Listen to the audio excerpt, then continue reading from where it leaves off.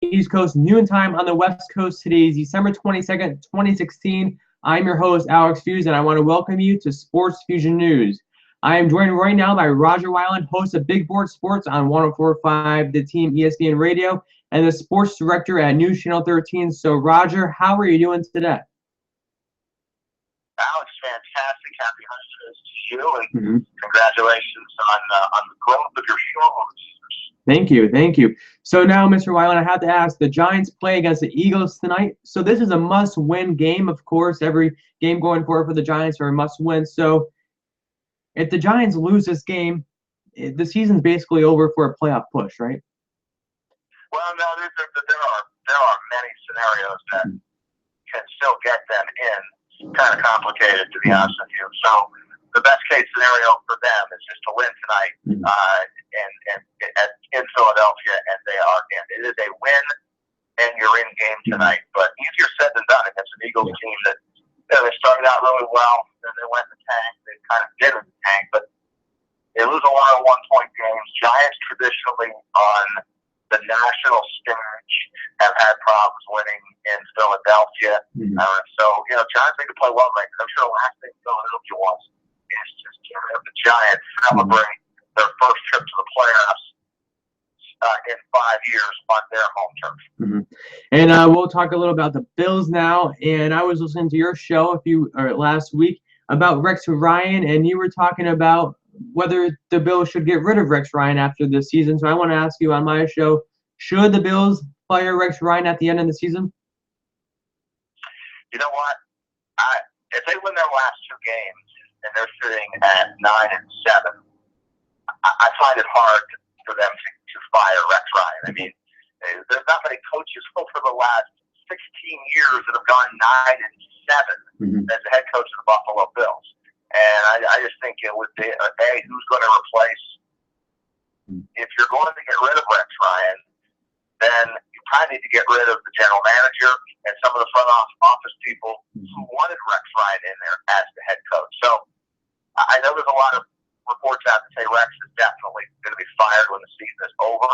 I'm not so sure about that. If they win the last two games, which is against Miami on Saturday, and then they close out against the Jets, and obviously those are two very winnable games, they would be 9-7. And I just have a hard time after only 2 years in Buffalo that they would then fire Rex Ryan. So I really think you have to wait to see how these final two games play out. Now, if they don't play well in the final two games and they have a 500 or losing record, I think that the case is a lot stronger that you should move forward and get a new coach. But this changing coaches so quickly in Buffalo is getting to be real old. Yeah. Now, Rodger, before you switch gears to the MLB, I have to ask, do you have any early Super Bowl predictions or no? You know what? The team that I really like this time of year is the team that I grew up watching. I'm a Steeler guy. And I think the Steelers at this time of the year tend to play well. Now, they barely got by Cincinnati last weekend, which surprised me. But Roethlisberger usually hits his stride about now. And I like Pittsburgh a little bit. I also think that Pete Carroll in Seattle is coming on at the right time. I think they're going to be a factor and could reach the Super Bowl. And certainly, the obvious choice of the team to get to the Super Bowl and win it again is going to be the New England Patriots, even though they don't have Gronk. They're just so good and so talented and so well coached, and they have Tom Brady and even Deion Lewis, our local product from Albany Academy, is making a contribution. So I would throw a couple of those two teams out, and I would say a sleeper team could very well be the Giants if they get in. The Giants are just so much better defensively, Alex. I can see them, making a little bit of a run. Their improvements on defense are so good that the defense carries them. And if they get anything going offensively with Eli in the passing game, I think the Giants could make some noise if they can get to the postseason. I think that they will. And what about the Raiders? How about them? How about the Raiders? How about their Raiders? I like the Raiders. That's the only thing that's suspect to me on the Raiders is their secondary. It's the weakest part of their defense. I think they do give up a lot of points. They do give up a lot of points through the air. Defensive secondary kind of worries me. But with Derek Carr, if you ask a lot of people for the NFL, say Derek Carr, then the same sentence as MVP. He's had that kind of a season. So I do like the Raiders to get to the Super Bowl. Probably be somewhat of a long shot, even though they've had a great season. Okay, we'll switch gears now and talk some MLB. Here in upstate New York, fans are worried about the New York Yankees. Are they going to get that Jose Quintana trade? Do you think that is a possibility the Yankees could do?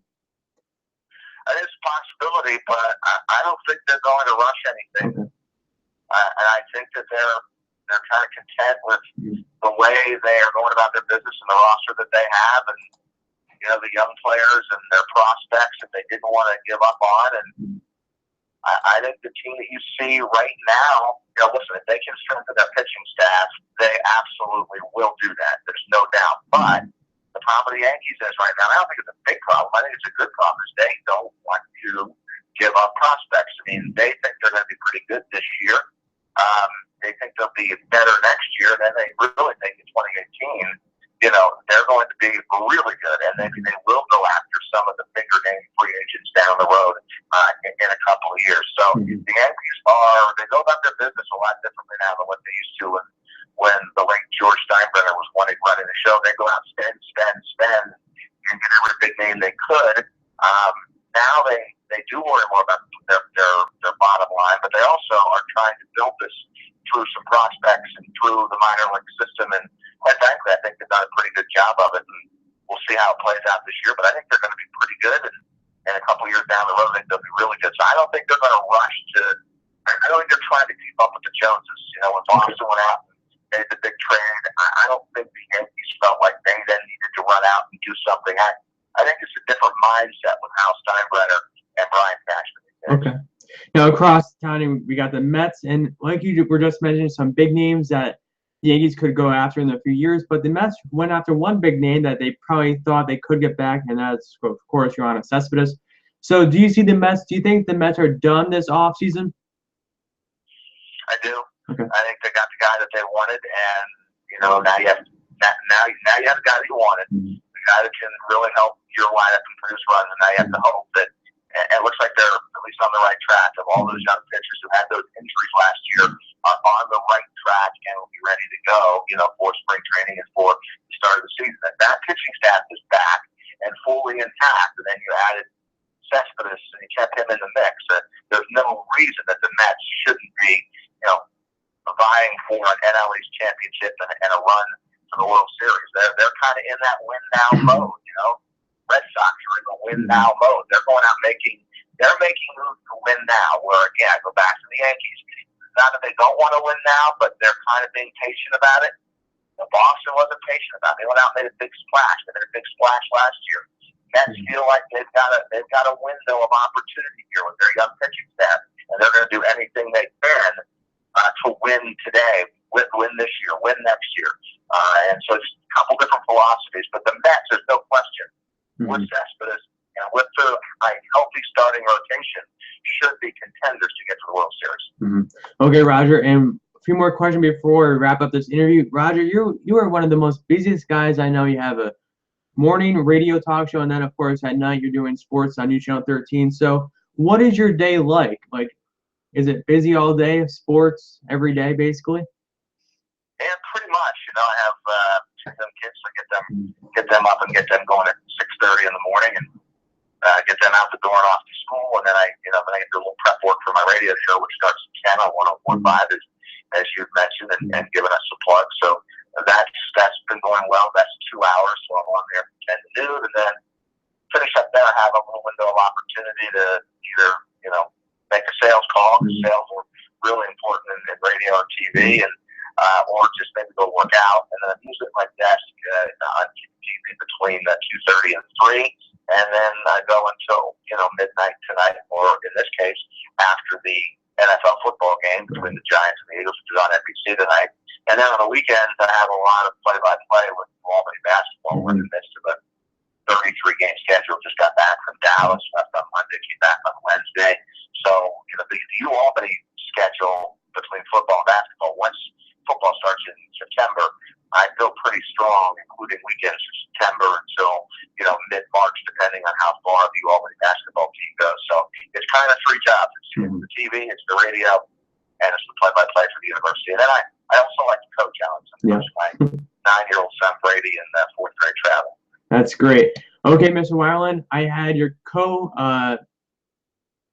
people you work with at News Channel 13, Ben, Amy, Karen Tarachi, and Benita Zahn on my show last week, and I asked all three of them what was their most embarrassing moment on live television, and I want to ask you that same question.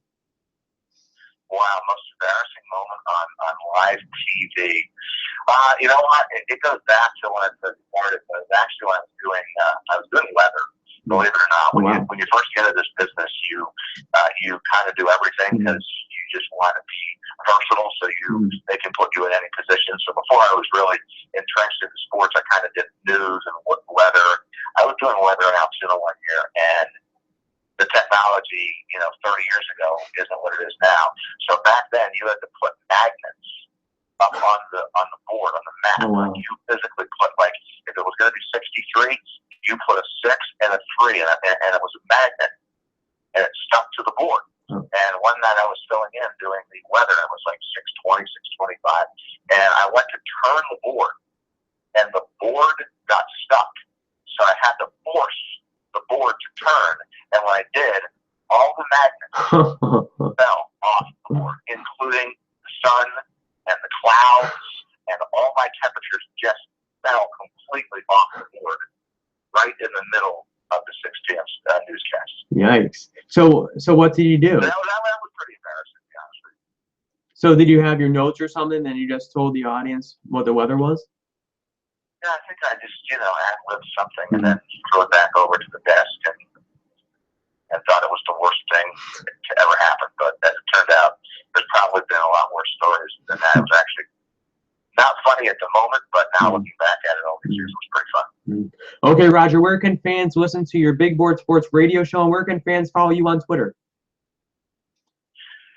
You can call into our show at 475-1045 on the radio, on ESPN Radio. We follow Mike and Mike, and then my Twitter handle is @RodgerWyland. And you can also email us on wyland@wnyt.com. Okay, great. Okay, Mr. Wyland, I want to say thank you for coming on. Hope to see you soon. Yeah, you too, Alex. Keep up the good work, and Merry Christmas to you. Thank you. Merry Christmas. Okay, Feuz Nation, I'll be back here at 7 p.m. tonight. Be here on YouTube. I will be interviewing Tom Gozlowski, co-host of Levac and Goz on 104.5 The Team, ESPN Radio once again. Thank you for watching the Sports Fusion News episode. If I don't see you tonight, have a Merry Christmas and Happy Holidays. I will see you soon. Thanks for watching.